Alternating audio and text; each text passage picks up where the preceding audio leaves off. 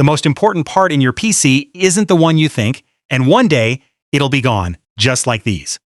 Some of the most essential components ever built, things every computer once needed just to function, are now completely extinct. You used them. You depended on them. Then you forgot them. Some you'll recognize instantly. Others you've never even heard of. And by the end, I'll show you the parts sitting in your PC right now that are already on their way to this exact list. We're going from the ones you half remember to the ones only true veterans recognize. The floppy drive. Open almost any PC from the 80s or 90s and you'd hear it before you saw it. The whir and clunk of the floppy drive, the mechanism bolted into the front of the case that read those thin plastic squares. 144 megabytes. A single photo on your phone today can be bigger than 50 of these disks stacked together. But back then, this little drive was how people saved documents, moved files, installed software, and carried their work between computers. It mattered because PCs weren't always connected. No cloud folder. No quick download. If you wanted to move a file, you needed something physical, and the floppy drive was cheap, simple, and in every machine. It died because files got bigger. Software grew. Games grew. Then USB drives arrived with more space, more speed, and less hassle, and the drive quietly vanished from the front of the case. But the floppy never fully disappeared. You still tap it every single day as the save icon, and you don't even realize it. The next part also survived as an icon, but this one you actually used to hold in your hands. The optical drive. The optical drive was the CD and DVD slot that every PC used to need. You installed Windows from it. You installed games from it. You watched movies, burned music, copied files, and waited for the disk to spin up before anything happened. It mattered because disks held far more than floppy disks. Before fast internet, a CD or DVD was one of the easiest ways to deliver software, games, drivers, and media. Then downloads got faster. Steam replaced boxed PC games. USB drives took over Windows installs. Streaming buried movie disks. And once laptops dropped optical drives, desktop cases slowly followed. The drive wasn't useless. It just stopped being necessary. An entire ritual, sliding a disk into a machine, went extinct. Those two you remember. The next part is one most people never even understood. The turbo button. The turbo button sounds like it should make an old PC faster. The twist, it often did the exact opposite. On many old PCs, the turbo button actually slowed the system down, so older games and programs could run properly. Some software was tied too tightly to CPU speed, so on newer, faster machines, old games ran too fast to play. That means a button literally labeled turbo sometimes existed because your PC was too powerful. It lived in a messy transition era. Hardware was racing ahead, software wasn't ready. The turbo button was a physical patch for a timing problem. Eventually, software caught up. Operating systems improved.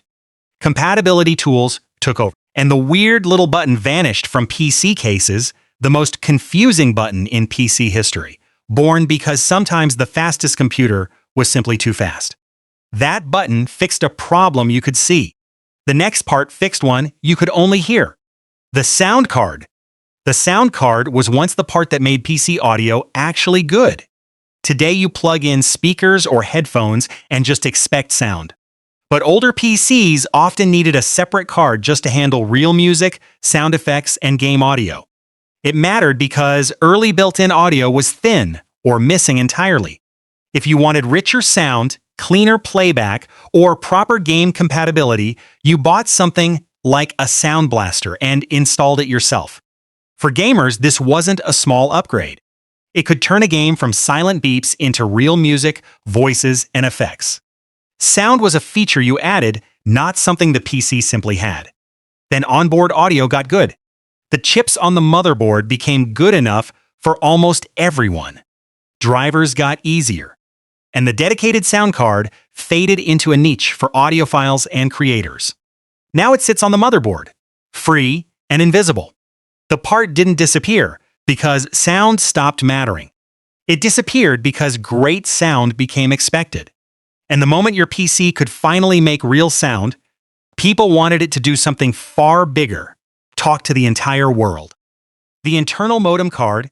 Open up a PC from the 90s and you'd find this, a circuit board covered in chips, with a single phone jack on the back.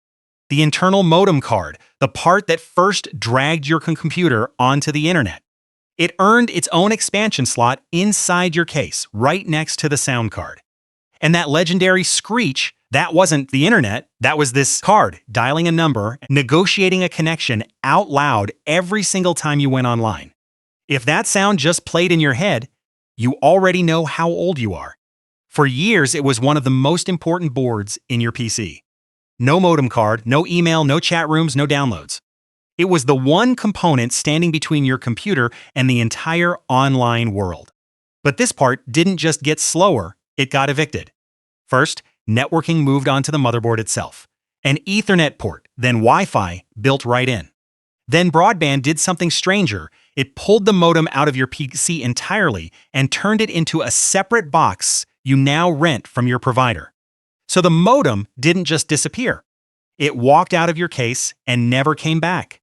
The card is gone, but a whole generation can still hear that sound. It needed its own slot. But it was far from the only connector fighting for space. PS2 serial and parallel ports, old PCs had a whole wall of different ports. Purple and green PS2 ports for keyboard and mouse. Serial ports for old mice, modems, and special equipment. Parallel ports for printers and bulky peripherals. Every port had a job and its own shape, cable, and rules. Plugging things in wasn't simple. You had to know exactly what went where.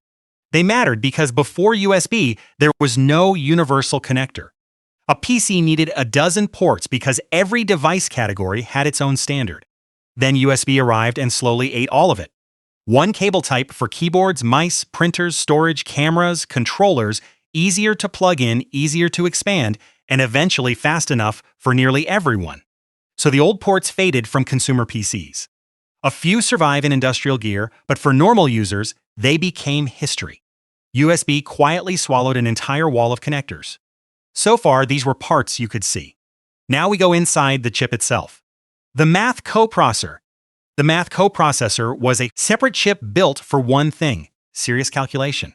Older CPUs weren't always good at floating point math, the math with decimals. For typing and basic software, fine.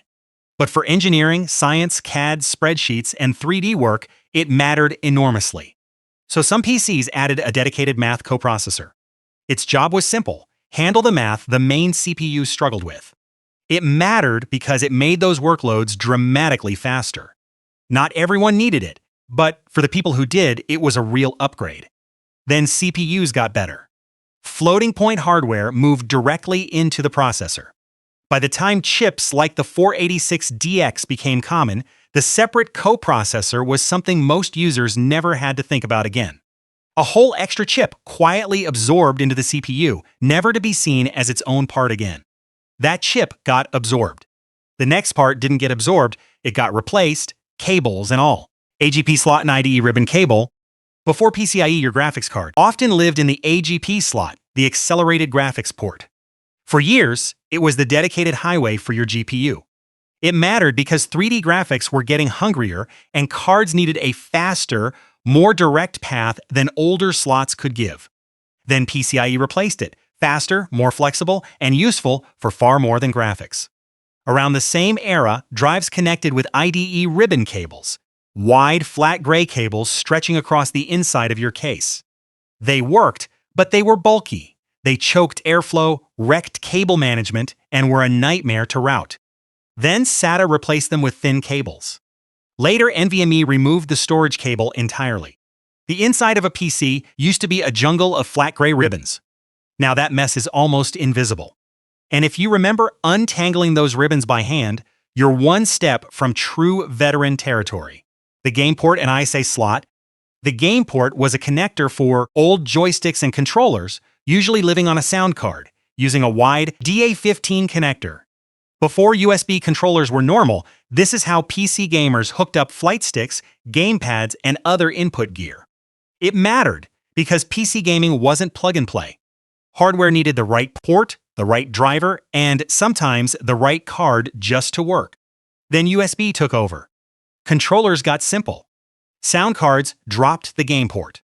And the old joystick connector disappeared. The ISA slot goes even deeper. A long black expansion slot for older sound cards, modems, and network cards. Before PCI and PCI ISA was one of the main ways to expand a PC. But it was slow and aging, newer buses outclassed it, and motherboards left it behind. If you remember game ports and ISA slots, you're not just a PC user. You're a veteran. Now here's the uncomfortable part, the open loop from the start. This isn't history. It's a pattern. And it's still happening right now inside the machine you're using. VGA is almost gone. Optical drives are basically dead. SATA is fading as NVMe takes over. The PCI slot is vanishing from motherboards. The part you trust most today is already being quietly replaced. You just haven't noticed yet. Nothing inside your PC is permanent. Everything on your desk is just a future entry on a list like this one. So tell me, what's the oldest part you ever actually used? Drop it in the comments. If this breakdown was useful, give it a like, subscribe for more deep dive tech content, and turn on notifications so you don't miss the next video.